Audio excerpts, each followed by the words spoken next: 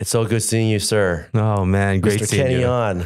Mr. John Shin in the house, the man, the myth, the legend. Dude, we connected like a couple years back. We won't say why, talking about something. And then this is the first time I actually seen you since that time at Starbucks when we met together. That's right. That's right. Oh my goodness. Oh, Mr. man. Kenny Ahn, the musician, the former pastor, the man who's been in ministry for so long. You're still living out in LA, Northbridge area? Yeah. And then your daughter is now in college. She's a college student. At Columbia. Yeah. Wow. And check this out. She's a brain. Well, she takes after dad. That's good. Yes. Yeah, my wife won't watch this video, I'm sure. The wisdom and just all of the IQ right there just went into your daughter. Oh, and the humility too. And is she a freshman? She's a freshman. Wow. Okay. How is she adjusting the first time away from home this long? Well, first time away from home with no community. And ironically, the thing that she misses the most, people are like, are you homesick? She's like, no. She's not homesick. Yeah. What she's homesick about is the lack of Christian community. Wow. And it's really sad. I don't mean to go like deep all of a sudden, but I asked her, I'm like, why can't you find a Christian community? She says, Dad, college students in New York don't go to church. Where is Columbia? What city is Columbia in? It's in Manhattan. So it's just above, it's like is that Upper near West Boston? Side. Is that near Boston at all? No, Upper West Side, New York. Okay. And so it's just above Central Park. Okay. And so she's looking for a church where there's 5, 6, 7, 800 people, large college groups and things like that. There's nothing there. Tim Keller's church is not near there with Redeemer or his old church? Yeah, I think after Tim Keller got sick, I think it just has a different vibe. Okay. And so... Wow, that's really surprising that there's no strong church community. So I went to a few churches with her and, they're like 50 people, 60 people and I tell her it's because real estate's really expensive in Manhattan. Well, do you think the pandemic kind of hit the churches hard and that's why they're kind of small? Yeah, I think the pandemic hit churches across the world. Yeah, I mean, especially New York. New York was a bad status. Yeah. So, but she's kind of, she's actually now going to a church that was founded by one of my friends, Andrew. Andrew Hyun. Okay. Hope Church. Down in San Diego? No. In New York. Oh, okay. It's called Hope Church. Yeah. So they have 7, 8 campuses and that's nice. She's going to one of them. That's nice when your kids get to go to the church where you know the pastor. Yeah. That makes you feel so good. Sometimes, but... Right. Sometimes you're like, oh, I wish you didn't go. I know that guy. I know, man. It's like watch my son be going to church with you over in Irvine. Oh man, that would be a blessing. Wait, your son is how old now? What grade? He's a junior in high school. Junior high. Okay, so he's applying to colleges right now. Yep. Well, next year. What is he thinking about? Like his outlook? He hopes to do nothing in life.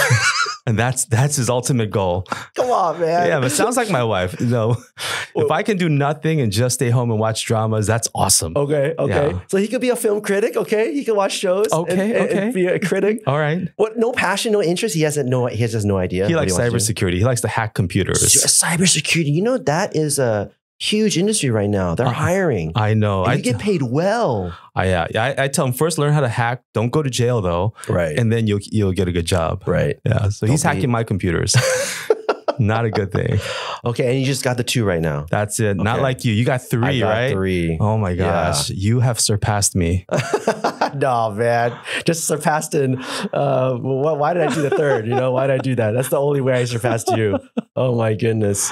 Now, Kenny, you have a deep history, again, with ministry, a lot of campus ministry, a lot of worship ministry. You went to CSUN. Yeah. Well, I started at SC. Okay. And then I transferred to CSUN. Why'd you transfer out of the best school of Southern California? I still consider myself more Trojan than a Matador. Yes, of course. Yeah. Once a Trojan, always a Trojan. What was the reason for you transferring? I wanted to get serious with my life.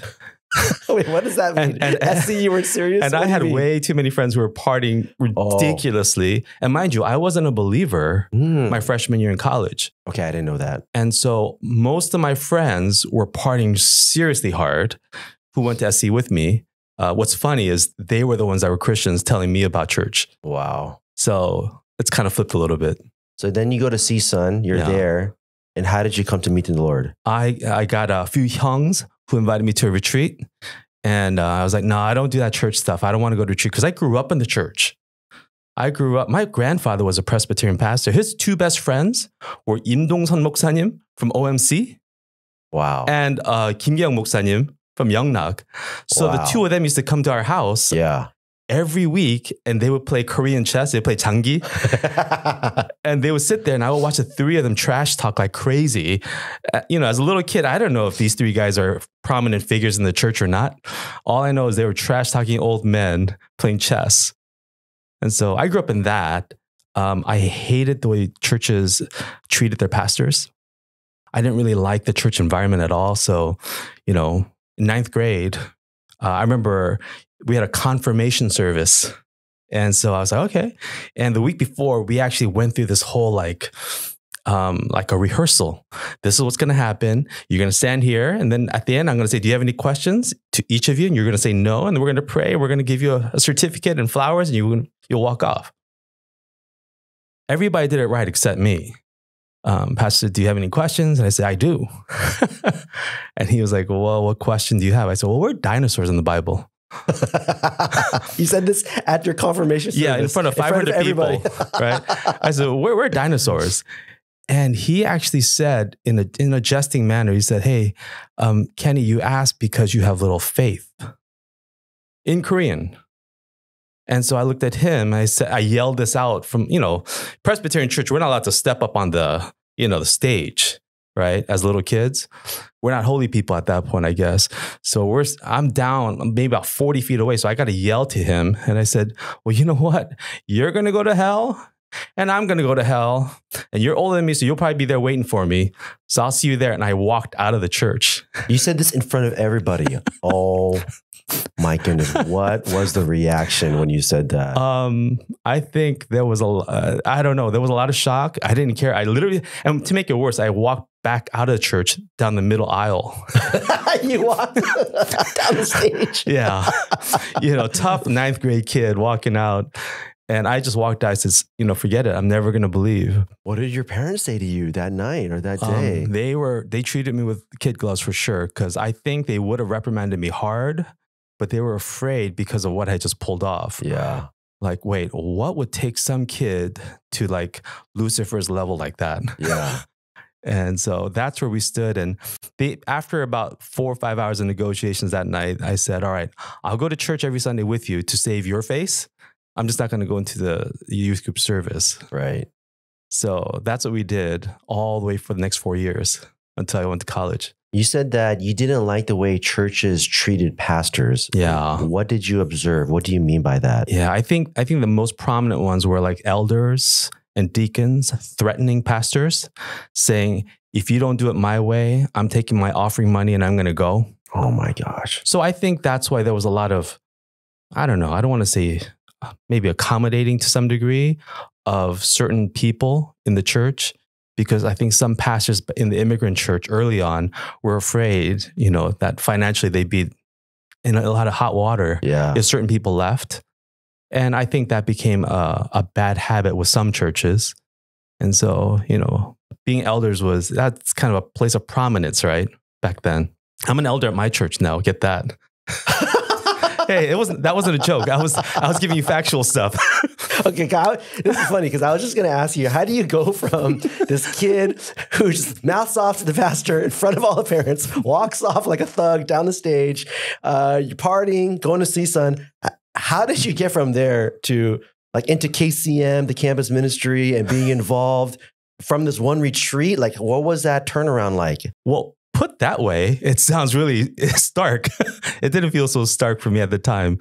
Some youngs asked me out to a retreat. I said, no. They said, well, What's Your Face is going to be there. You're going to be 3 days up in Big Bear. You can canoe with her with the moonlight and everything. Okay. I was like, all right, now you got my attention. Yeah. I went. I didn't know it was going to be a retreat that was all in Korean.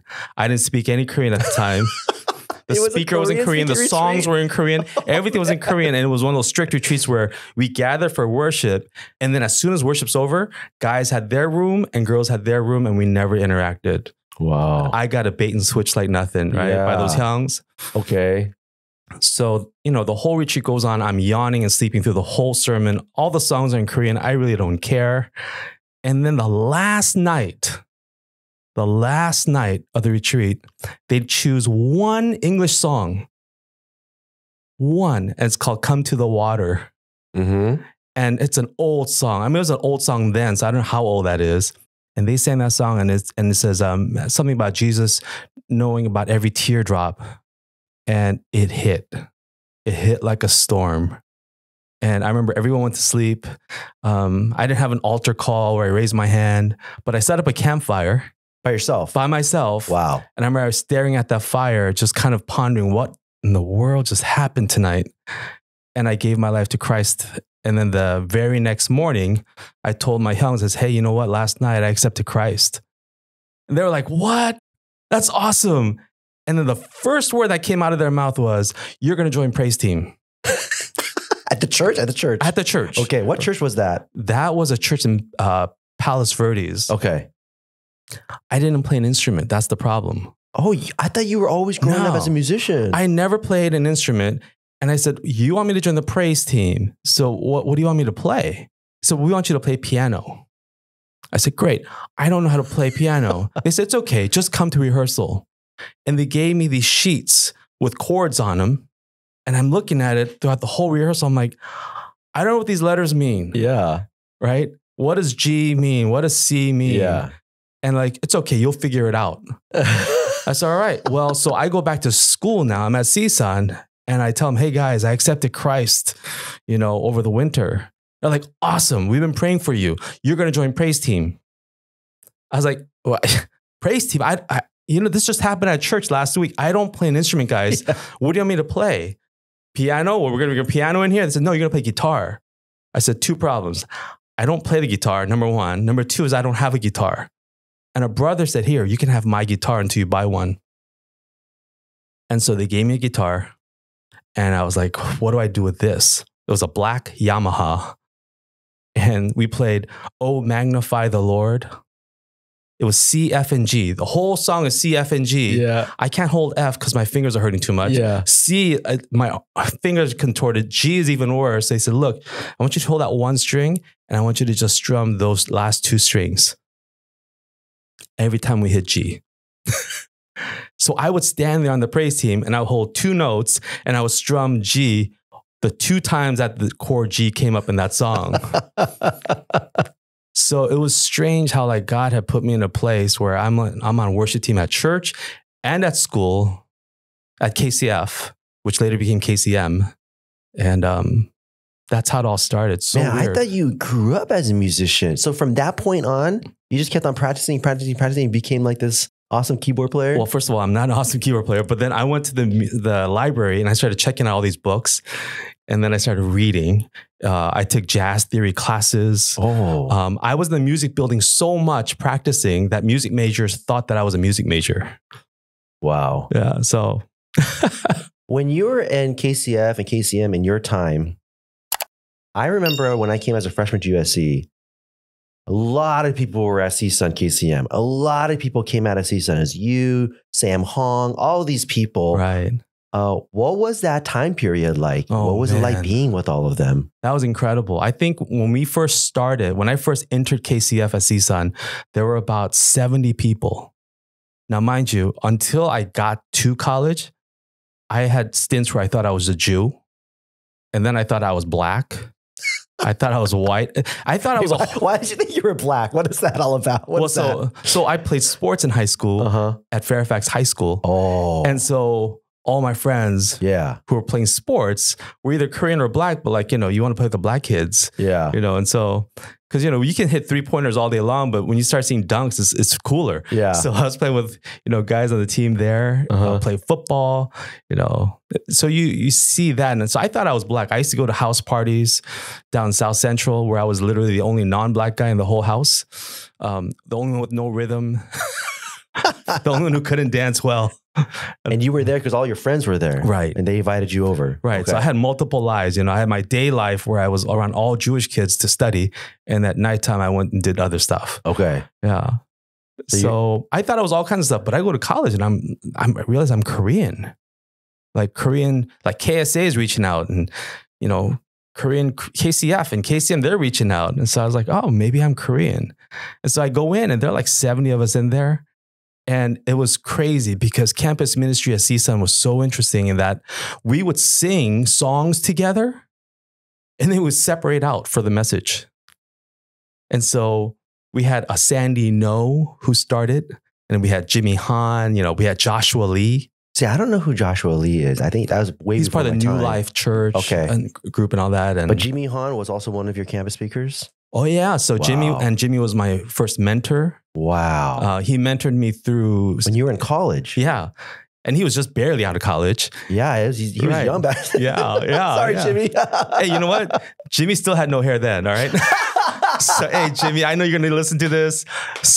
Oh well, I mean, but to his credit, he looks the same as he did then, right? Same. Oh my gosh, he was the same. Only difference is now he drives a minivan. He was on a skateboard back then, right? Okay. I mean, like Jimmy was there. He actually mentored me all the way through even CMC later on, which you might get into, but he was the EM pastor and I was a youth pastor there. Yeah. Did he recruit you to CMC? I don't know if he recruited me or I begged. Okay. It was one of those two probably, or a combination. Okay, but this is still a fascinating story with you because, again, from where you came from and your background and how you grew up, how did you go from that to pastoral ministry? Gosh, once again, I say it doesn't feel that stark, but we're in campus ministry. We're there. I was leading worship there. I went from learning how to play half of one chord to finally understanding how to play some chords. CSUN KCF, to your earlier question, we had a lot of people. We had maybe 70 to start, but then it grew to like 150 or so. I remember it was one of the biggest KCM campuses. Yeah. Really, really big.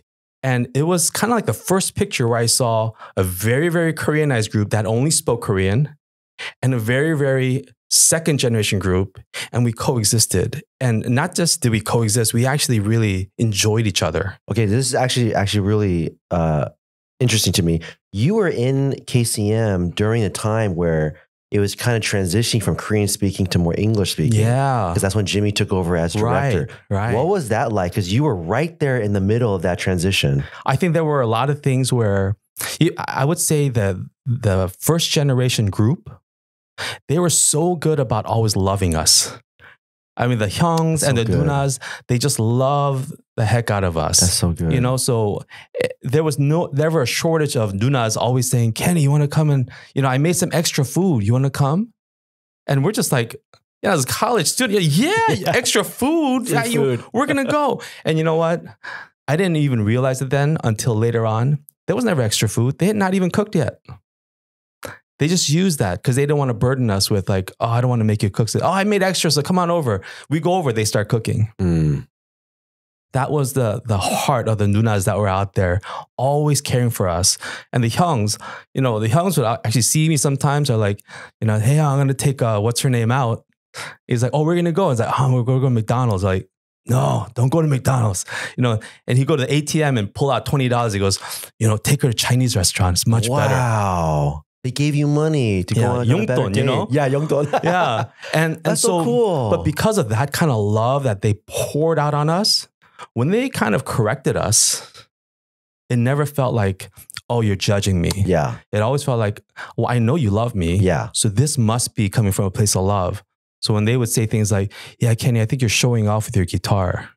It's like, oh, I am? As opposed to like, who do you think you are? Right. And so they extended their love to us first. They were older. And, even when they were just a year ahead of us in school, they were like 3 years older than us. Right. In our culture. Right. Yeah. And so they were always very, very much caring. So it never felt like, as it was transitioning to more English speaking, it never felt like for you, or in what you're describing, that they were mad at you guys or like kind of upset that you guys were kind of changing it. It was very much sounded like a cohesive, loving group here. Yeah. And I would say it definitely wasn't us, the second generation, reaching out to them. It was them reaching out to us. We were the spoiled brats who thought we knew it all. And they were the ones saying, you do know a lot. We want to learn from you. They were so humble in their approach. And I think if it weren't for them, it wouldn't have been a KCF to a KCM transition, from a first generation to a second generation transition. I think it would have been a split where it's like, you do you, we'll do us. I think that's probably where we would have ended up if it weren't for their wisdom and their love. That's such a beautiful story, though, because oftentimes it does split, right? Yeah. Churches split or other ministries split. Right. But to hear that this love comes from first gen, which we always are so frustrated by, I love that story. That's such a good story. Yeah. So when you were in KCM, KCF, you were thinking about pastoral ministry? No. Okay. So No. what happened post college now? Well, post college, I went to Korea to work and set up a Mnet and KMTV and Okay. GTV. Cable was just starting to go in Korea, and so I was part of that first wave of cable TV in Korea. I lived across the street from Mnet, and so I worked there for about 3 years. And while I was there, so I was in KCF, KCM here. I wasn't like on staff or anything, but I was here fully immersed in that whole culture. We were all seeing Hosanna, Integrity, Maranatha, Vineyard, that kind of All stuff. old school, yep. We're there. And then, we had a little bit of like The Cry and, Crystal Lewis and, all that stuff. And then I went to Korea and before that we had some bands here, that were starting to come up. You saw the Saturday Singspirations, all that stuff. But I went out to Korea and I came back. Man, I had left this like Kevin Prosh and I come back and it's Ron Canoli and it's Morning into Dancing. And I was like, what is this music? Yeah. This is amazing. I'm like, is this what everyone's playing? And I started visiting all the churches and nobody was playing it. Everyone's still playing the Vineyard stuff. Yeah, the old stuff. And it was still the same patterns and same musical stuff, styles. GCD. They were still singing, He's Changing Me. And so that's when I was like, gosh, it's got to be more to it than this. There's more. And as I started looking around, I saw Vineyard was huge, John Wimber and all that stuff. And then I started hearing songs that just kind of like bothered me, where I really appreciated the closeness, the intimacy of the lyrics. Because I had grown up with hymns. Right. Where to me, I didn't feel the intimacy. Partly it was the King James language or it was in Korean. Yeah. It was either or. And I wasn't really feeling it. But here we were now. And I was getting a lot of touchy feel, like, oh, I'm going to hold your hand and run around and, we're going to kiss each other. And I was like, is this toward God? I couldn't get it. And so I said, you know what? I want to learn the Bible so I can write good, theologically, doctrinally sound music. So I started asking around. I'm like, hey, so I'm thinking about going to seminary. Where should I go? And then people were like, oh, go to Westminster, go to Fuller, go to Talbot. I love Jim Elliot. So I was like, I want to go to Gordon Conwell. And I ended up at Talbot. And of course, at Talbot, they want you to do vocational ministry. And so at that time, I was KCM. There's Cerritos Mission Church was right there. They were offering partial scholarship. And, Talbot's right here in La Mirada. So I thought, okay. And that's how I ended up just doing vocationally. I didn't want to be a pastor, but I was going down the M.Div track so that I could align with my pastor and understand. Because I thought if the worship leader and the pastor are not aligned, that's a tough thing. And I had seen that a lot. So I was like, I got to do that. And so I remember like my first class with Dr. Russell, the late Dr. Russell, in hermeneutics. And I was such a thorn in his side. Oh my goodness. Why? What do you mean? Because he was like, he talks about coming to him in his office hours and stuff. But we started going over like, the vine and the branches. And I was like, hey, so I got a question. And he's like, okay, sure. And he answered it very friendly and well. And when he finished, I raised my hand again. He says, well, and I asked another question. The whole class went by. Oh, man. I bet you all the students were annoyed of you. Yeah, they hated me, I think. But I didn't care. And I was sitting in the front.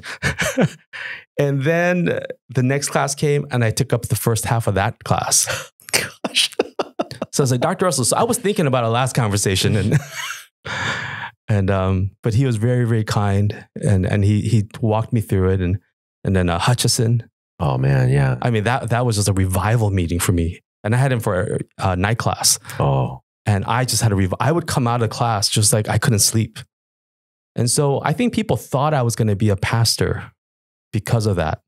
But you know what? I mean, when I finally said I'm not going to be a pastor, like I'm leaving, I'm going to go do my work as a consultant.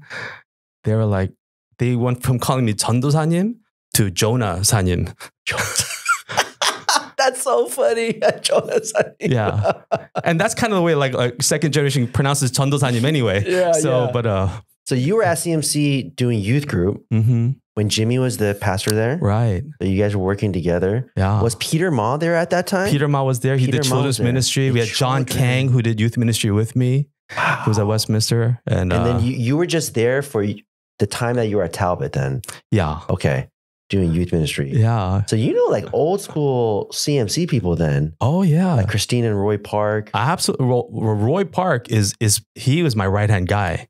Oh, you guys worked closely together. Roy was my leader of the teachers. Okay. You know, in my youth group. And Roy was like probably the most beloved youth group teacher.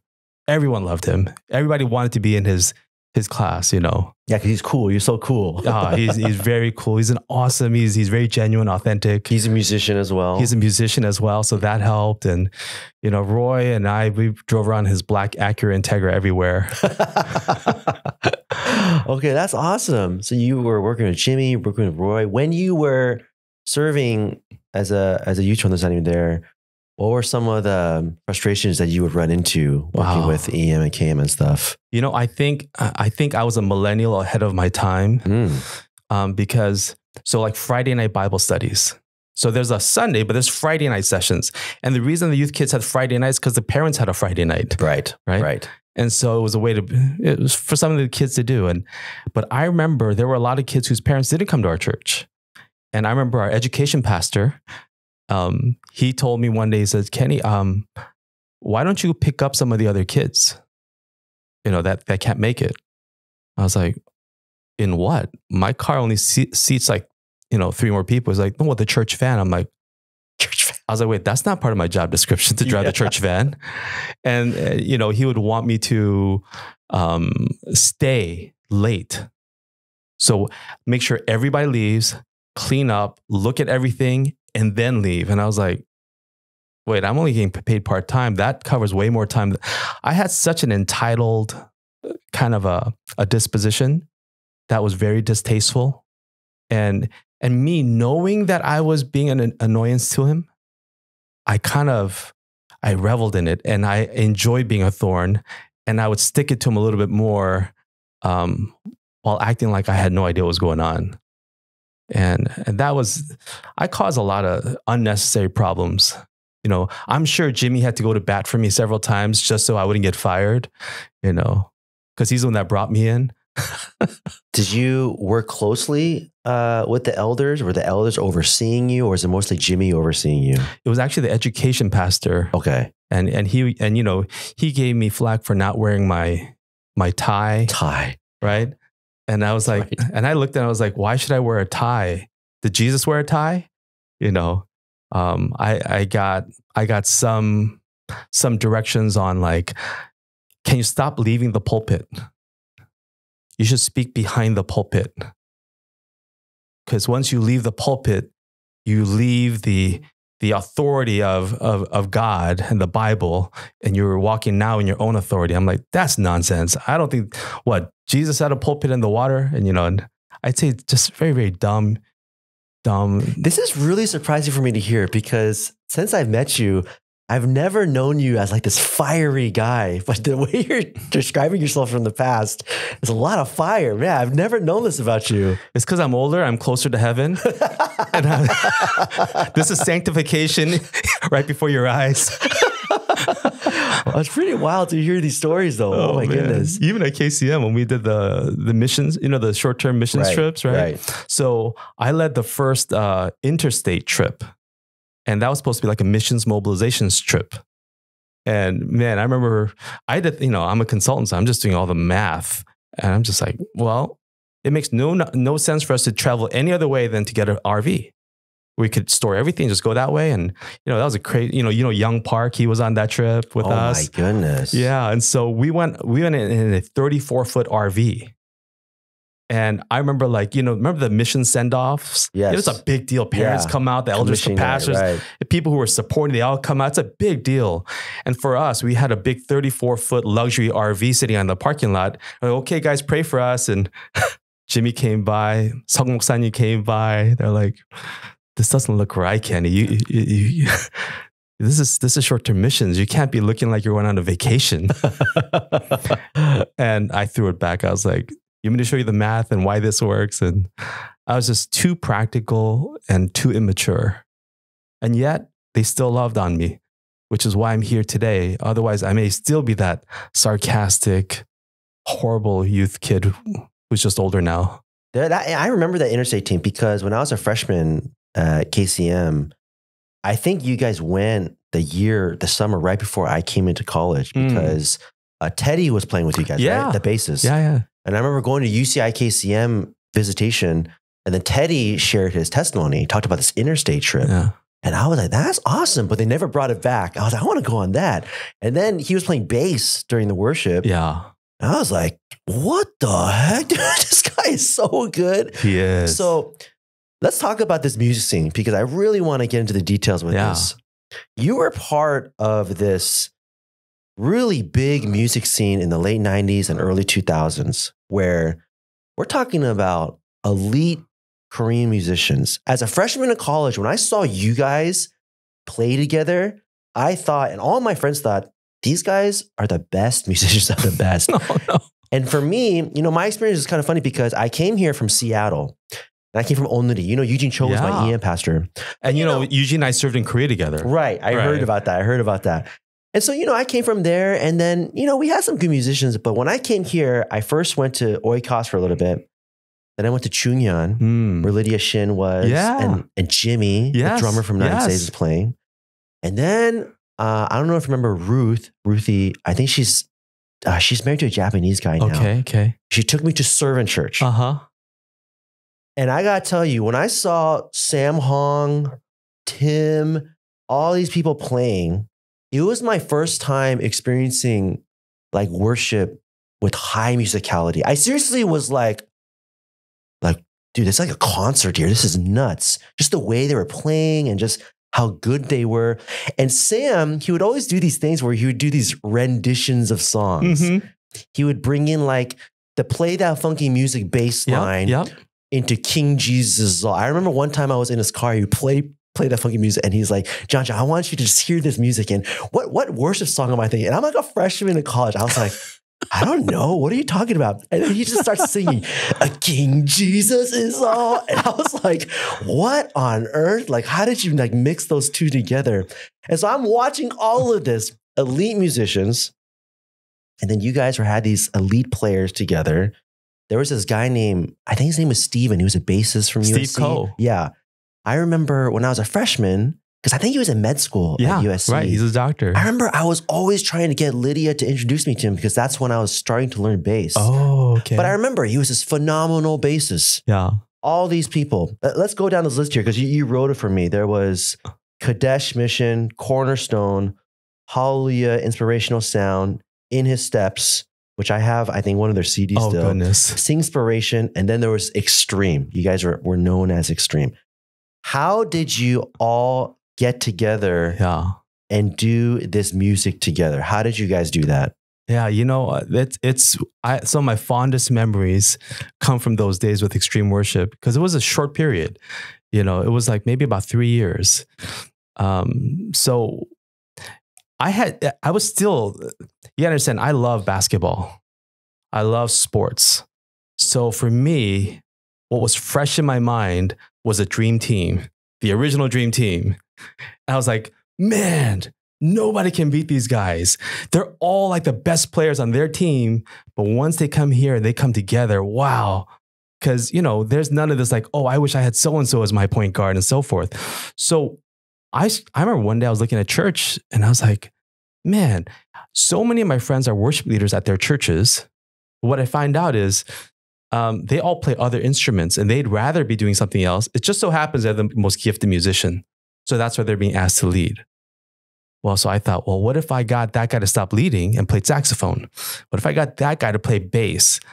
What if I got everyone to do exactly what they were supposed to do, what they were called to do, right? So kind of like the way the Bible talks about our bodies, right? You're the finger, I'm the toe. We do our own thing. And when we do that at a high level, we have a functional body. And so I went on a mission and I started visiting churches for 1.5 years. Every time I heard there was a good musician, I go and check them out. And I talked to him like, hi, I'm Kenny. I'm starting this thing. I don't even know what to call it. I'd like for you to join. So we got up to about 65 musicians. And so it's not that we had 65 people on stage. We'd have like 8 drummers and 7 bass players and, so forth, right? Man, it was so much fun. I remember the first rehearsal we got together. I forgot what church it was. We got together. There were about 15 of us. And we were about to rehearse for an event, our very first Extreme event. And we played, I forgot what song it was. We played it. And at the end of it, I looked at everyone. They all had a smile on their face. I'm like, guys, what do you think? They just had this real satisfied look. I said, that sucked. That was horrible. That was musically fantastic, but there was no soul in what we were doing. That wasn't spirit-led. That was just music. Let's go pray. And so we prayed for an hour and a half. And then we came back. So let's play that same song again. And man, I think we were crying through that song. It was so powerful. I said, guys, we have to bring it like that every time, like every single time. And that's why we have all these different musicians too, because you're a great drummer, but for rock, that guy's a great drummer for funk. That guy's a great drummer for, whatever. And so depending on the event, we'd use a different lineup. Mm. And I remember they said, what are we going to be called? I'm like, oh man, that's a tough question. I don't have a name for us. And that's when extreme sports was really popping up. So I said, how about extreme worship? And like, oh, that's so cheesy. We're not doing that. I'm like, if you can come up with something better, we'll go with that. I'll give you 5 minutes. They all talked and it got nothing better. They said, we're going to be extreme, really? And it's not even EX, it's XTREME, extreme. And people thought we were trying to be stupid or outlandish. And if you saw our mission statement on our website at the time, it said, we'll do anything to bring you into an extreme submission to Christ in worship. And that's where extreme comes from. And it was so much fun bringing so many musicians from so many different places. And most of the times the reaction was this. They would come like, dude, I'm like the only musician at church. I'm a drummer, but I play guitar at church and I'm leading. Like Tim Huang. Tim led worship at his church playing the guitar. He's a terrible guitarist, and he's even a worse singer. But once you put him on the drums, oh my goodness, it lit up, right? The best. And so I remember one time I had double drums. I had Jimmy and Tim, and we did a double drum set. Wow. Doing Morning into Dancing. And it was just like, there were guitarists like Ken Song, who's maybe one of the best Korean guitarists ever. And then we had Jerry Huang, who's a pastor over at GMI. Was Chi playing with you guys? Chi played with us. Yeah. When I first met Chi, he had an Iron Maiden shirt that was cut up and he had hair down past his waist. But you know what? I remember him telling me, he said he probably would not have ever walked into church if music were the way it was. But we were kind of pushing that. Not that we want to not sound Korean, but we want to sound more mainstream. So we became more Americanized, had that second generation sound. And that's what brought people like Chi in. And then he stayed for the gospel. And so I don't ever want to put music ahead of the gospel or ahead of the sermon or ahead of the message or anything like that. But I think if we use music correctly, I think it can be a good attraction for some people. Right. And once they come in, man, they'll be if we can overwhelm them with God's love and the gospel, man, now they got a reason to stay, right? And that's what I always wanted with worship music, we went through dumb moments being youthful, like, well, can we stop clapping on 1 and 3? That's so Korean. Oh, man, that's so we got to clap on 2 and 4. As a drummer, that's so annoying to me. Right? Hallelujah. Yeah. And it's funny, we can't even do this. We gotta get our shoulders into it, right? Because the exuberance and the enthusiasm from that first generation is something that I'll never forget. The second generation got a little too cool. Like, we don't even want to move. Kind of want to stand there stoic. It's like, I'm just appreciating the music. It's like the first generation is all into it. They got the body motions and everything all lined up. So I think when you marry the two, the passion and then all the talent, I think it's fantastic. Back in the day, like in the late 90s, when I came from Seattle, I remember the Cry of My Heart bass line, boom, boo-doo-doo, do-do-do. Like if you knew how to play that, You were considered so good in Seattle. Like we would hear that, we're like, oh my goodness, you could play the Cry My Heart bass line. Or if you could play the Light the Fire Again beat, like boom, boom, you know? Yeah. Oh my goodness, you are such a good drummer. So here I am coming from that. And I come and I see you guys play, and I'm just so blown away seeing Tim on the drums and seeing Sam. I remember Sam because he would just lead worship singing, and he was like dancing, he was like shuffling, and I was like, "What is happening right now?" And like electric guitars playing. It was such a cool thing to see, but to see like this high level of musicality. And so I remember this very distinctly too. There was a time at Servant Church. Remember at Servant Church? We moved a couple places. We went to that one Hispanic church for a little bit. We did. We were at that bank. I think like the bottom floor of a bank for a little bit. And it was in that bank. I remember, because, I was a freshman in college. I was like, oh, I got to impress Kenny. I want to be a drummer. And I remember Abe, the drummer, came. Awesome drummer, right? I wish I could play like Abe. And he played. Sam asked him to play for a set. And I remember this very distinctly that you were in the front row and Abe was playing. And I could see you watching him. And I could see I could see it in your face like, man, this guy is good. And I was so jealous. I was like, man, oh no. And nothing to take away from Abe. Abe is awesome. He's a great drummer. I wish I could play like him. I remember seeing that. I was like, oh man, I wish I could play like Abe. And so here are all these musicians, so good. I know Sam is like out. He's at my friend Greg Moss Church now, where Caleb is at. Right. And I think Tim plays for like King's Church sometimes. I see his posts sometimes, right? But what happened to all of these guys? Because they were so good. They were the best singers, the bassists, Blue Jeans. I remember Blue Jeans. Who was the guitar Mark player? Lee. Okay. Who's at King's Church? Oh, he's at King's Church. Yeah. Okay. I have that Blue Jeans album. Yeah. They're fantastic. And Stephen was the bassist for that. Steve Cole played bass for them, yeah. So what happened to all of these guys? Like, where did they all go? Yeah, it's interesting. We've had that discussion in the last few years. Really? You keep in touch with a lot of these guys? Yeah. Okay. And I'm trying to call them back. What I've realized is it's not just that the musicians left. I think our generation, I think Gen X kind of left the church. And so one of the things that we're trying to do, and I talked to, I've been watching, this is my favorite podcast. This is like, I don't even subscribe to stuff. I got to subscribe, hit the bell. I want to know, like, oh, praise the Lord. I'm so encouraged right now. You know how YouTube's algorithm works. You open it up and it knows what you've been searching, right? Yeah. It's like every single short is in there. Like, I mean, like you cover my TV. People think I worship you at home, right? Yeah, my wife was like, make sure you put lotion on because, John got good skin. I was like, she's so funny. But like I said, so what we found is, man, there's been a huge exodus. And it's not that the people have stopped believing. I think we've become extremely nominal. What we see is, and you're a parent, so you understand this. I think some of the demise of our church could be youth sports. Right. No, I agree with that. Everybody I know, their kid, oh, I got to go to this thing. There's this tournament and there's this, and it's always Saturday and Sunday when things are going on with church. So people are always missing. So when they do show up, they don't serve because like, oh, I can't commit because I won't be here every week. So my entire generation seems to have had an exodus from serving. So we'll show up, we'll still tithe, we'll give, we're just not going to be active. And we see that over and over. And I see that with the musicians too, right?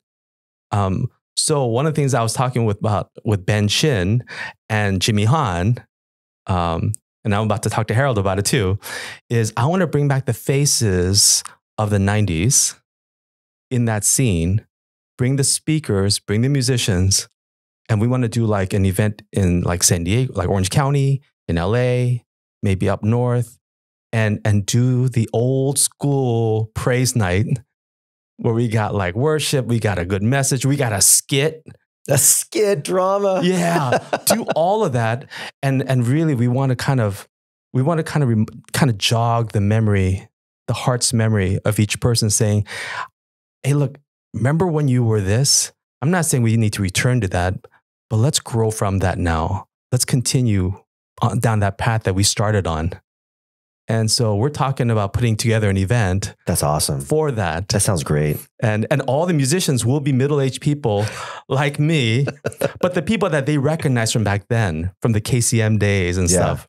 It'll be like all for Gen Xers. And if you would like to play like percussions with us, that'd be awesome. Oh, no, I don't even dare to enter that realm with you guys. I recently connected with Sam Hong again like 2 years ago. And I remember asking him like, you're not singing anymore? He's like, oh, I don't sing. I was like, Sam, you had like one of the best voices. I can't believe you're not singing anymore. Yeah. It makes me so sad. Well, so during the pandemic, you know, when churches were all locked down, at our church, at NewStory, we would actually have Wednesday night, like just praise. I remember that. You posted about that. Yeah. And I would bring back faces like Teddy and Susan Park, who sang. Oh my gosh. I remember her too. Yeah, that girl's got pipes, right? I know. She, again, as a freshman, I was like, wow, she is amazing. Amazing. Yeah. Man, I had to pull a trade to get her. You know that? Okay, so when you're talking to the Susan Parks, the Teddys of these people, what else is kind of made them nominal? What else kind of made them less interested in church or even in their craft? Like they're so good musically. I wish they were leading worship and playing still. Yeah, I think one of the deterrents was our parents, who were always saying things like, you know, as we got into our young adult years, they're like, okay, now that you're older, are you going to get serious? Meaning like praise isn't really serious. That's something you do when you're a kid and you have youthful energy. You shouldn't do that anymore. And we kept hearing about like, oh, I'm too old to be on stage now. I'm too old for that, right? I got to tell you, Gen Y and Gen Z is what's bringing us back out of the woodwork, because you guys are telling us, hey, we want mentors. We want to see you guys. We want to do life with you. Because for us, you got to remember, when we looked at the generation ahead of us, it was all first generation in the church. And they were all ajashis and ajamas, where we had a language and a culture barrier. Last thing we want to do is do life with them. That was awkward. And so when we imagine ourselves on stage now, we imagine that Chipsanim with his like white socks and slacks going up on stage. We're like, no, I don't want to do that. And so that's kind of in our minds. And I think that's prevented us from continuing. So during the pandemic, I started calling them out one by one. I said, hey, I want you to do this. Like, oh, I can't play. Like Teddy, he's like, oh man, I haven't touched the bass. And I said, Teddy, just play whatever comes natural. He was, oh, I can't. I said, just play the ones. Just every chord change, just hit the string once. He goes, okay. And he came out. I got him to come on out. I said, by the way, I'm going to call Sam Hong and I'm going to call Susan Park to come sing with us. It's like, what? And Rose. You know, Rose. Oh my goodness. And Rose has continued. We're at church together. Right? Oh, okay. I didn't know that. Oh my goodness. So I called them out. You should have seen it. They're all like, oh, I can't do this. I can't do this. I can't do this. And then we sang Power of Your Love and Susan just started belting it. And Teddy's trying to do these like runs on like the 15th fret up here that my guitar doesn't even get worn out here, but he's up here doing all this stuff. Yeah. And then at the end, he was like, yeah, I couldn't play. I'm like, you couldn't play. He's so good. I said, Teddy, it's in you. Yeah. It's in you. So I had a talk with Teddy this week, and he's actually agreed to consider coming back to start playing again. That's great. After all these years. Yeah. And then I think as far as passing it down, I think we did a terrible job of passing it down to the next generation, because we made it look bad. We made it look like work a lot of times because of the confrontations that we had in the Korean church and the American church, or the Americanized church. You know, like, you know, the songs that they would sing in Korean churches, there's a certain feel to it, you know, but that's not what we do. We have a lot of more violet burning, and, you know, we got a little bit more laid back, or we got some groove, and we got all these things. And we hated so much of the fear of sounding fob-ish, if I can say that, you know. Well, I'll tell you, we got into a lot of trouble with that. We got churches that told us to take your drums out of here. We got churches that said, you can't play distorted guitars in here. And so the people that were younger than us saw that and like, oh, I don't want any of that. So they didn't even bother learning the instruments. And they didn't see they didn't see it as something to be valued. I think the churches, I mean, like, you go to a large church, you guys have a worship director, worship pastor. You have volunteer musicians, paid musicians. You got everything. Most churches won't even pay for a worship pastor, right, or a worship leader, or a worship anything. And I think that comes from that Korean first generation place, that mindset where it's like, I don't know if you grew up in the church, Korean church, but they used to say 준비 찬양 as the songs that you would sing before worship starts. 준비, like ready. Right. I remember that. Yeah. So much so that even when the second generation church started, I would go up there and the pastor would come and have me say words like, yeah, before we begin worship, let's just sing a few songs. Yeah, right. Because singing songs is not worship. So if that's how we're viewing worship, why would anybody want to be a musician in the church? You're beneath everybody else. You're just a preparation for what we're really going to do here today. When the pastors don't even worship, pastors sit in the back and they're meditating on what they're going to preach on, and they're not in worship. So how's the congregation supposed to know what worship modeling looks like? I mean, that was happening back then. I'm not saying that's now, but that was so prevalent back then. Even so much that even me, as a guy who loves worship music, when I would be asked to speak at a retreat or something, I would sit there praying throughout all the songs. I was just doing exactly what I had seen, and that was wrong. I wasn't modeling it correctly. So I think some of those things that we saw between the Korean church and the immigrant church and the second generation church, I think that's where we see a lot of tensions. Like in 99 when I came, I still have that In His Steps CD. Oh, gosh. To me, that was phenomenal. Like, wow, you guys, these people recorded an album. And then I remember there was a rumor that you guys were going to try to record an Extreme album. Mm-hmm. And I remember waiting for that album. How come that never got cut? How come you guys never did it? I think we came to a crossroads where we're like, what are we going to record? Are we going to record worship songs? Or are we going to record like cover songs or originals? And then people started saying like, well, is this a ministry? Is this a band? I mean, what is this? Are we a worship band? We got so caught up mired in these little details that we kind of paralyzed ourselves. Instead of saying, let's just do. We're sitting there going like, well, how about this? Are we praying enough? I mean, what are we supposed to do? Are we to equip churches? Or are we a parachurch? All these questions came up, and instead of just kind of moving, we kind of paralysis through analysis. And then all of a sudden, everyone started getting married. When we had Extreme Worship, I was the oldest guy, right? I was the oldest guy, and that helped because I'm putting it together, right? But I was 26. I was the oldest guy. And none of us had boyfriends or girlfriends. And I was actually the guy who was making sure that all of our girls would like not date just anybody. It's like, yeah, protect them. Yeah, you want to date them, you got to come talk to Godfather first, right? Yeah, Oppa, come talk to Oppa. Yeah. Okay, so then life just happened, getting married, and then that's a poor excuse. That's a poor excuse. So we're going back. I'm going back intentionally and calling out all of them, saying, "Where are you? What are you doing? You need to play at your church. You're not playing at your church. You need to go play somewhere else. You need to go play. God gave you a gift." I mean, Susan. I mean, like. Think of that voice. Yeah. I mean, that's so good. She has that Minnie Mouse squeaky voice when she talks, and then when she sings, it's just like, what in the world just hit me? Amazing. I know. She's like Mike Tyson. My goodness. Squeaky voice, and she lands a punch, and you're like knocked out. There was also this band called Nine Saves, which was even popular in Seattle. And I came down here, and then Jimmy was a drummer for that. Do you still talk to John Juan? Do you still talk to him? I do. Not a lot. He's up in the Bay Area. Yeah, he went to law school, UC Davis, right? Right. Okay, he's so an he's still up there. He's still doing law up there. Yeah, he's an attorney, and so John Juan, I mean, what a singer. I used to have, not me, but I used to see footage of him when I was in high school of him just playing. Like this was before 90s was anything. Yeah. And I was like, the singing was awesome, so good. And just the stuff they were playing, this is great. Yeah. And then they come out with that Nine Saves album. And so he's up in the Bay. He's just that was amazing. I mean, like that OKC was just another experience. I was at OKC for a couple of years. Okay. Tony Bay from Irvine, who's a doctor now, he used to play the guitar so beautifully. Was he the guitarist of Nine Saves? No. Okay. He played acoustic guitar and he played so beautifully.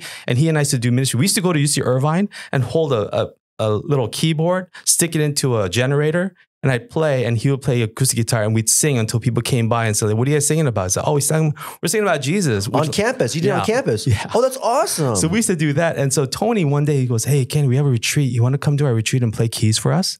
I'm like, "Really?" He's like, "Yeah, we could use a keyboard player." I'm like, "Yeah, man, sure. I'll go." I go to the retreat. I see like this guy, as they're setting up, he's playing the most amazing keys. I was like, that guy's here and you need me to play? That guy's like 100 times better than I could ever imagine I would be, right? And he's just like this freshman at UC Irvine. I was like, what is this? And then I walk away, I come back and I hear this incredible electric guitar just shredding. I come back, it's the same guy. I'm like, what in the world? I walked up, I was like, "Hey, my name is Kenny. What's your name?" He goes, "Oh, my name is Jay. Jay from Solid." Oh, wow. Right? So I'm like, what in the world? And all of a sudden I hear in the background this guy singing some beautiful runs. That is George from Solid, you know? Yeah. I'm like, what? I said, what do you guys go to this church? Like, yeah. Like, okay. What do you guys do? He's like, "Oh, we're going to be the breakfast praise band." I'm like, what? So they had a breakfast praise band, a midday praise band, and a nighttime praise band because they had so many musicians. Wow. So Tony was asking me to be part of the after lunch. Oh, you got the after lunch spot. Yeah, yeah. Everyone's food coming out. The one that it's optional to come to. Yeah, that one. That's the one I was called to. Wow. So many musicians back then. Did you, were you friends with George and Jay? Were you friends with them? Yeah. George was in the bunk right above me when we go to sleep at retreat. Yeah. And every morning he would serenade me awake. He would sing these beautiful R&B tunes, and I would just pretend I'm sleeping to make him sing longer. Yeah. And then he would just look down like, "Wake up, Kenny." And so he's just, oh my gosh. I know Jay, he's in, I think, Taiwan still. He has Machi, his label. He's here now. Oh, he's here in Orange County. He's not doing his label thing anymore. He is, but he's doing it from here now. No way. Yeah. But George is in Korea. Yeah. And then John is out here. Yeah. Yeah. Yeah. All three really gifted guys. Jay is an absolutely phenomenal musician and a producer and a songwriter. I mean, the guy can do everything but dance and sing. But he's still doing his Machi. I think the name was Machi. Yeah, I think so. He's doing a lot of stuff. You know, like a year or two ago, I saw a clip of them get together in Korea. They're singing. Right. Why did they do that? Was that just for fun? Like I don't a reunion know. thing? I'm sure that's... I was jealous. I wanted to be there. I was like, oh my gosh, Solid came back together. Yeah. Oh my goodness. George still sings out there. I bet. I bet. He was so good. George is still amazing. Oh my goodness. Those guys are so talented. But this was before they formed Solid that you were talking with them, knowing them. Okay. Yeah, I didn't know they were forming Solid. When I went to Korea to work, they went out the same year. Oh, no way. And we didn't tell each other. And so... So you were there when Solid broke out. Well, yeah, except they weren't that good when they first came out. They were singing at some festival on the beach somewhere, and I was like, "Hey, I saw you guys." And like, yeah, we're not making any money or anything. But they already cut their album, that first album? I don't know if they cut an album. They were because when debuting. That album came out, it was Kayo Top 10 everywhere. Yeah, they were it.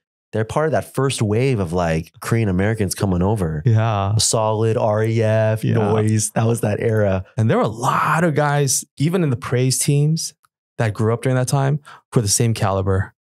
Just I'm amazing. Sure. Yeah, like sure. Joe Kim, man, he sang for Singspiration. Okay. That guy's got, I mean, like if you look at my phone, it says Joe parentheses pipes Kim. Because that guy, oh man, is he still down here in SoCal? He's actually a worship leader at NewStory Church. Oh man, you got them all. It's awesome. Well, I'm trying to bring it's basically, John, what are you doing? You're not, come on over. Let's go. Come on. Teddy, come on over. Let's go. That's sweet. I think it was Han. He used to be a worship. Yeah. He's not there anymore? Yeah, he's in Texas now. Oh, he moved. Yeah. Oh man. So he got married. He has a kid. Man, but he was a veteran there. Well, I mean, he wasn't there that long, but I thought he was there for a while. I thought after Caleb left, I thought he was the one who took over. Right, but it hasn't been that long since Caleb moved. Okay. Yeah. Oh man, so he moved to Texas. Yeah. And once again, of course, Caleb. I mean, how do you talk about the 90s worship scene without Caleb, right? I mean, Caleb. All these phenomenal people. Paths several times. He played for Extreme 2, and he was amazing. And it's such a gifted person. Hey, real quick, thank you so much for watching. If you're finding value in this content, can you please support the channel by hitting the like button, subscribing, selecting all on the notification bell, or write a comment down below. All 4 of these things helps our channel get pushed out more on YouTube homepages so that more people can find this value. Okay, let's get back to the podcast. So there was this historical moment where I think Servant Church could have possibly been the first EM plant, because back then, we were still with Sam Hong's dad, right? Sam Hong's dad was the Moksanim, right? And we're meeting at that original place. And then that's when we moved. I don't remember which it was. It was the Hispanic building or the office building. But there was this moment where Sam Hong's dad became the Moksanim of another church out in Alpha Los Feliz, out in Glendale area. I don't know where it was. Yeah. And there was this moment where we had to decide, are we going to go with him or not? Right. And I remember this very distinctly. It was on the bottom floor of the Hispanic church. We sat in a large circle. Yep. Everyone was there. Misok was there. I can still feel it. Yeah, you were there. All of us were there. And Pastor James was there. And we sat there and we discussed, okay, what are we going to do? Yeah. What was that like for you when you were sitting in that circle? What were you thinking? Because I remember Sam saying this distinctly. He said, I need to be a good son and I need to follow my dad, but I can't expect you guys to go with me. And I think in his mind, he was thinking, I have to go at least for a little bit. I got to help my dad out. And it was a very emotional time. What were you thinking in that circle? Yeah, unfortunately, I was thinking a little bit too objectively as opposed to too emotionally. And I say unfortunately because I didn't have as many years of planting my roots there at that time. I'd only been there a couple of years. But it's a small, intimate group. So we all knew each other well, right? And we cared for each other deeply. And I think the thing that was hurting me was, man, I foresee a split coming here, right? At that time, I remember thinking, I would love to be a part of that move, going into that environment. One, because it's safe. We've done it before. That's the current model everywhere. But man, I would love to see what it would look like if we weren't, quote unquote, controlled by a KM. And so that was the flip side of that argument, right? I think ultimately where I ended up leaning was I didn't feel comfortable moving because it felt like an acquisition, not a merger. I live in that world today. That's what I do for work. And it felt like they were acquiring us and that we're going to report to them and we're going to work under their vision. And it almost felt like you can have your vision, guys, as long as it aligns with ours. And at least that's how it felt in the discussions because Pastor James, myself, and a couple others, we were able to go to the meeting with their elders. And I think they wanted us to show a little bit more humility and respect. And we wanted them to not act like our parents. So I think it was meant to not work the way we walked in. Our posture wasn't in the place where we could actually collaborate at the time. How old were you and Sam at that time when we were about to? Yeah, I was like 28. And then what about Sam? Sam was like 25. Okay. And we're just kids. Everyone was mostly in their 20s. Oh, yeah. So, James too. Remember I was a freshman or sophomore. You were like at that time. 18, 19. Yeah, so I was a kid. I was like, what's going on right now? I remember when we were talking about the possible names, one of the names was Odyssey. And I was like, Odyssey? No way. And then Pastor James was like, I want to do Living Way. And he gave this long speech. And everyone's like, oh, that sounds great. Living Way. When it happened, when it became Living Way and now it's its own thing, what was it like? Because I was a student, like I didn't know what was going on, but you were with James and you were talking with him. How was he feeling? Was it okay? Was it scary? Was it scary financially? What was happening in those beginning years? Yeah, we only had 2 positions and one was paid, right? What was the other one? Worship coordinator. Okay, that's Sam. That was me. Oh, that was you. Yeah. I didn't even know. Yeah. Okay. So it was me and James. Okay. And we met in his living room in like Diamond Bar or something, wherever he lived back then. Okay. In a small little living room with a guitar. And that was an upgrade from where James had come from with Servant Church because he used to have Julie, his sister, just played piano, and she played very, very basic stuff. Oh, I remember Julie. And then when Julie wasn't available, she would record the piano, and they would just play the piano recording as they would sing along to that. I remember she used to play drums on the keyboard. Remember? Right. She's like, boom, Right, boom, boom. right. She would do that. Right. Oh my Right. goodness. 2-finger drums, right? Yeah, yeah. And so, I mean, that's where we were. And here's the thing, like, you know, like when we're at Servant Church and even considering all these things about like, do we go with them to this church in Los Feliz and all that stuff? One of the things, like I said, it was comfortable and stable. A great deal of that stability was we knew that we didn't have to pay for rent. Right. And we saw the offering that was coming in. We were a very young congregation.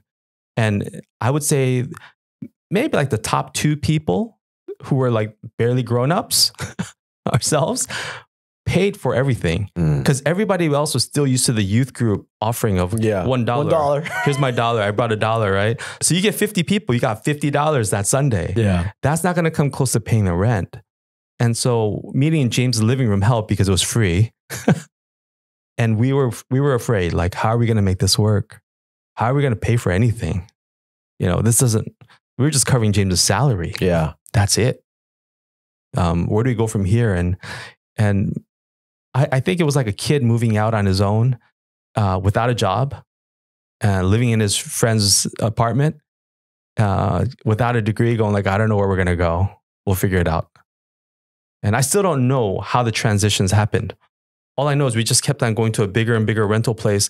We ended up at Alexandria Elementary School. Oh, yeah, that's right. Yeah, that's the last place I was at before I left Servant Church. Was he emotionally okay, or was he like kind of scatterbrained, or how was he doing? Like, because again, I think that was the first EM plan. I can't think of too many other examples. Man, James struggled emotionally. I mean, James cares so deeply. He cares so deeply for people that he was in a lot of pain. You know, when James and I did things together, he was the empath. He felt everything, right? And I was the like cold-hearted, cold-blooded spreadsheet guy. Man, that's a very good story to dig into. I wish I could get him in here and talk about that.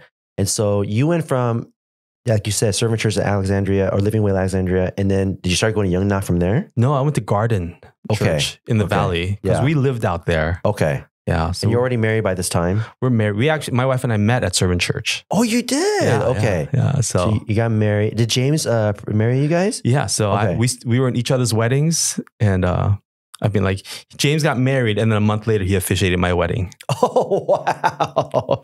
Okay. So you guys got married a month apart. Yeah, we got girlfriends at a month apart. We proposed a week apart, and we got married a month apart. You got married within 2 months? Is that what you're saying right now? No. Like he and I. Oh, just the dates. Our calendars just lined up. Yeah. Okay. So you went to Garden Church, and then is that a Korean church? So that's a Korean American church. Okay. That was Westside Oikos. Oh, that's right. They changed their name to Garden. Now I remember. Westside Oikos moved out to the Valley. That's right. And they became Garden Church. And how many years were you there for? 7 years, 7-8 years. And then you went to Young Knock? And then I went to Young Knock, yeah. Okay. What was that like going from Garden Church to Young Knock? Because Young Knock is... Yeah, I felt like I had gone backwards. Okay. I totally felt like, Garden Church was a standalone English ministry. What was the reason that you went from Garden to Young Knock? I think there were a lot of differences on where I thought we were going with things, and I had stopped worshiping too. As on the team, I mean, people at Garden Church didn't even know I played music. Wow. People had no idea that I liked music or played music or any of that stuff. It was like starting over. I didn't have a whole lot of friends that knew me there. This is kind of like that Oikos group that I was unfamiliar with. And so it was like that. It was my daughter who brought me back to worship music. Really? Yeah. How did she do that? She's a kindergarten little kid, very shy, won't do anything, does nothing when asked, right? So shy. And then one day I went to her kindergarten class, and her teacher was playing the guitar, just really simple stuff. And she thought it was so cool. And I'm like, what dad wants his daughter to think someone else is cooler? Yeah. So I was like, I came home, I was like, honey, where's my guitar? She's like, I don't know. I'm like, I don't need it. Let's look for it. It was underneath a pile of boxes in the garage. Oh, I pulled it out. The strings were like 10 years old. Yeah. I didn't care. I tuned it. I'm like, I'm going to show my daughter I can play. And I looked at the guitar. I was like, I looked at my hands. They were so soft. I was like, how am I going to hold these chords? The calluses are all Yeah, gone. I was like, maybe I can do this. I'm like, okay, I'll play a song. I'm like, but I don't know the chords of any song. It's been so long since I played. Wow. So I said, well, I can play Jesus Loves Me, This I Know. So I remember I picked Jesus Loves Me, This I Know. And this little 4-year-old girl started doing body worship on her own. Now, she hadn't learned this. She was just like improvising on the spot. And I was so moved. I'm like, I felt like God was using her to speak to me and saying like, remember how tender you used to be? You see how beautiful you're looking at her? That's how I'm looking at you right now.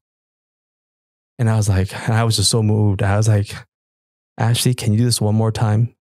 And I put a camera on and I did it again so that I could keep this as a memory. And I said, and I remember I posted on my social media, I said, I'm back with that video. Yeah. And that was the beginning. And then I hopped on the piano. I was like, where do I start? And I had to start looking at the keys because I couldn't remember, like the muscle memory, it was gone. Wow. So it was just coming back then. You're at Young Knock, and then now Young Knock plants out. Well, you guys kind of did this other thing where David Kim went to do Celebration Church. Was like at Jefferson Boulevard, right? Well, so YNCC, Young Knock Celebration Church, was like the English ministry of Young Knock, right, so to speak. And then the main campus was where Young Knock, the main campus is. And then they did an offshoot campus at Olive, and they moved that to Jefferson. That's where David Kim was at. And that's where David Park. Oh, David Park. I'm sorry. Yeah, David Park was there. Yeah. And that's when I arrived too. Okay. Because I was looking for a church. And Caleb's like, well, why don't you come to Young Knock? I'm like, I'll check it out. I went to Broadway, and it wasn't my thing. It felt too Korean. Yeah. I know that's kind of a theme in this, but it felt very Korean. And I wanted to bring friends over. But I couldn't imagine me bringing a non-Korean friend to this place and not have them feel completely... What does that mean, too Korean? Like pews, Korean lettering everywhere? Or is it just seeing all the Korean parents? Well, first of all, everyone says chubo. Oh, chubo. Right? Yeah. And then you have kukbap at the end. Right? As tasty as it might be for many of us. You know what? That just screams, hey, look how Korean we are. All the Korean writing everywhere. They got Korean language school, right? After church. And so it's like you go to church and then you go right to Korean language school. It's like, what's going on here? Yeah. And there's taekwondo maybe. And I don't know. There's such Korean stuff there. Yeah. That I was like, there's no way I could bring, a non-Korean friend here and have them feel comfortable, especially if they're not a believer. So I said, I can't do this. And Caleb's like, why don't you check out Jefferson? It was in downtown LA. I'm like, oh, it's some terrible parking. It's in the middle of this industrial area. And I fell in love with it. So you were attending that campus. So I went to that campus, yeah. And then Young Knock decided we're gonna do our own EM. Well, where did that come from? Why did they decide to do that? Yeah, without getting into too much detail, because I probably don't know all the details, right? But basically, I think there was a sense that, youth group has always been part of the education department, right? And so it's under KM. And so it's all KM, and then they go to college and they go to this EM, and they never seem to come back. So there's this weird thing where it's like, hey, we're raising them up just to send them off to you. And I don't see like you wanting to like reciprocate in any way, or I don't see the relational dynamic there. And so there's some autonomy that Michael Lee had with YNCC. And I don't think that's exactly what they were feeling that they wanted to do going forward. So there was a mutual decision to go separate ways. And Michael wanted that. Well, Michael ended up leaving before that. Oh, so this wasn't with Michael. This was after he left. It was right around the same time. So imagine for us who were there at the Jefferson campus. So we just lost our senior pastor. We also have been asked to move out of my parents' basement and go and like find your place. You're old enough. You're 40-year-old now. Go out and Get your own place. There was a lot of confusion. And then I was on the search committee where like, hey, we got to find a pastor. So we got to find a pastor. We got to find a church name. We got to like, who are we? What's our vision? When Michael left, what was the mood like there? Man, that was a pretty big hit. When I would say that was a mild panic. Yeah. Yeah. Because just prior to that, David Park had left. Right. So David Park had left, who was our campus pastor for Jefferson. Yeah. And then Michael leaves, who's our senior pastor. And now we don't have a senior pastor or a campus pastor. And we now also don't have a place to call home. Yeah. And it became so do we call it quits? Is this over? You know, we didn't know what to do. We're so lost. But David Park is back with you guys right now? No. He's up at up in the Valencia, Santa Clarita area. Is that a reality church or something like that? Oh, what's he doing up there? He is the online pastor. Oh gosh, I didn't even know that. Yeah, wow. yeah. Okay. So you go to the search committee. You got my friend Tom Kang from Saddleback over there. Very different style, right? He comes from, even though I think he was at Liquid Church in the East Coast, which is also like a very white multi-ethnic church, comes to Saddleback. He goes back to more of a Korean culture setting of a church. Right. What was that transition like? Because I know in the beginning, I saw your post. He's bringing all these Saddleback guys in as guest speakers. How did the congregation feel to that? Because I feel like for them, it's a very abrupt change in style and culture for them. Yeah, we knew it was going to be an abrupt change. And one of the questions that came up during the search committee was, is Tom Kang, does he fit our culture? And my response was, he does. And that's precisely why I want him. You know, we need a change. But you knew getting him coming from this style, you knew it was going to take a cut in your church attendance and things like that, there's going to be a change. Right. And you expected that. Right. Why did you want that and desire that? So when I first came to Yongnag, that wasn't my choice. After searching for a year and a half, I gave it up to my family. You know, after we narrowed down to 3 churches. Shepherd in the valley. In the valley, yeah. Discovery, which is also in the valley. It's Simi Valley, which is a kind of a plant of Shepherd. And Yongnag. And I gave everybody equal weighted votes. My wife, my 2 kids, they all got votes. And the 3 of them outvoted me. To Yongnag. My first choice was to go to Shepherd. My second choice was to go to Discovery. Because I think like a lot of the people in our generation, we wanted to see, hey, what does it look like out there? Let's go and see what like an effective, efficient church looks like. Let's go. Yeah. Let's go to Saddleback, you know. Let's go to Shepherd. Let's go to one of these big mega churches and see what it's like. And that's what I wanted to do. And I talked to them. I was going to join their worship team and everything. But why did your wife and your kids vote for Yongnag? Why do they want to go there so bad? Yeah, isn't that strange that my 2 kids who were born in America wanted something that was more Korean. They wanted something with more Asian affinities. And so they felt more comfortable there. And so they wanted that. My wife, as much as she's lived here for like 30 years, she still is very Asian in her core, and she still felt more comfortable. Me, I work where I'm like the only Asian, so to me it's very comfortable to be outside of that Asian community, and so I mean honestly, I feel the most comfortable when I'm in a Black church.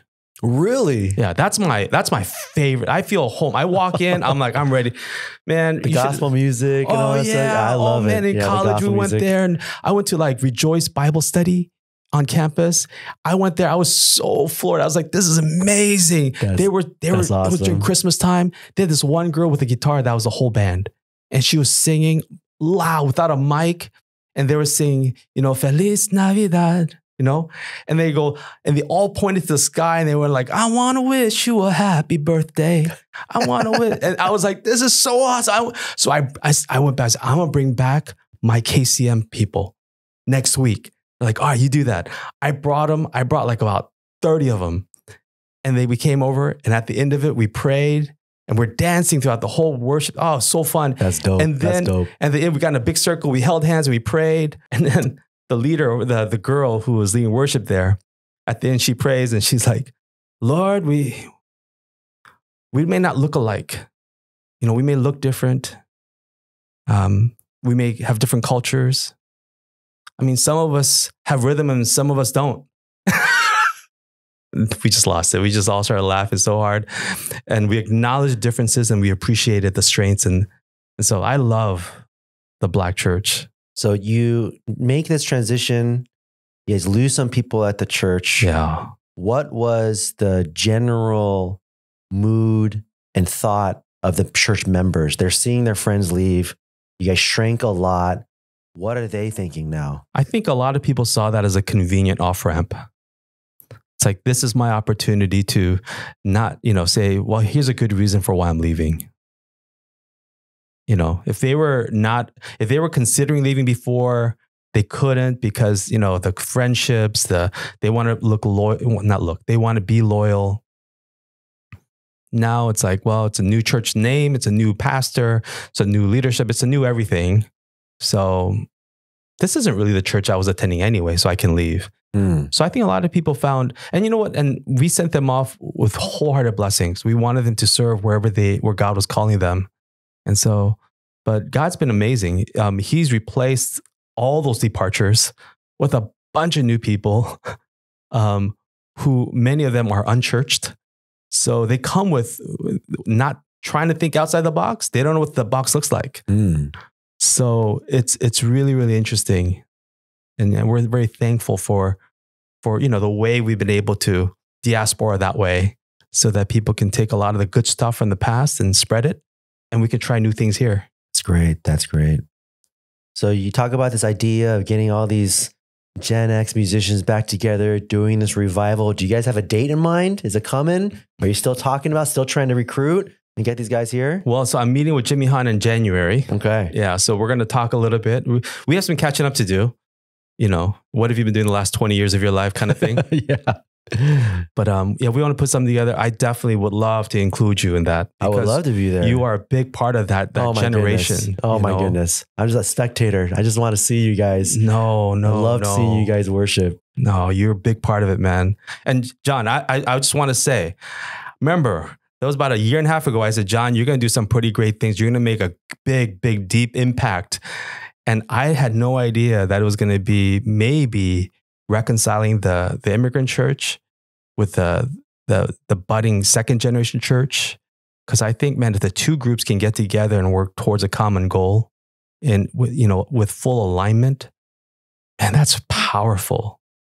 A message of reconciliation as well as a movement of unity. I think that's amazing. And I'm so glad that God's chosen you at this time in this way to do this with all the things that you're doing. Well, thank you, sir. I appreciate it. I'm going to try my best. We have a lot of help here and we'll see where it goes. And I think the music scene actually is a huge part of that as well. And so I'm excited for these creative ideas that you're coming up with. And I look forward to being there. I mean, I would love to see you guys all get back together. Yeah, let's do this.